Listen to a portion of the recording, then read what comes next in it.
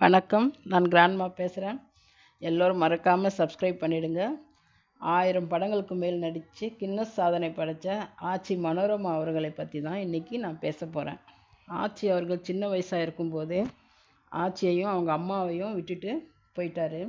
அவங்க அம்மா வடை போண்டா வியாபாரம் செஞ்சு தான் அதில் வரும் வருமானத்தில் தான் அவங்க வாழ்ந்துக்கிட்டு இருந்திருக்காங்க. ஆச்சி அவர்கள் சின்ன வயசில் ரொம்ப கஷ்டப்பட்டுருக்காங்க. ஆச்சி நல்லா பாடுவாங்க. அவங்களுக்கு நாடகத்தில் நடிக்கிறதுக்கு வாய்ப்பு கிடைச்சிருக்கு. அந்த வாய்ப்பை அவங்க நல்லா பயன்படுத்திக்கிட்டாங்க. நாடகத்தில் நடித்து கொண்டு இருக்கும்போதே ராமநாதன் என்கிற நாடக நடிகரை திருமணம் செய்துக்கிட்டாங்க. ஆச்சி அவங்களுக்கு ஒரு ஆண் குழந்தை பிறந்தது. பிறந்தவுடன் கொஞ்ச நாளில் அவரும் இவங்களை விட்டுட்டு போயிட்டார். அவர் விட்டுட்டு போனதற்கு காரணம் என்னென்னா, அவருக்கு திரைப்பட வாய்ப்பு வந்ததாகவும் திரைப்பட நடிகர் ஆகப் போகிறேன் என்ற திமிரில் இவங்க ஒரு நாடக நடிகை தானேன்னு விட்டுட்டு போயிட்டதாக சொல்கிறாங்க.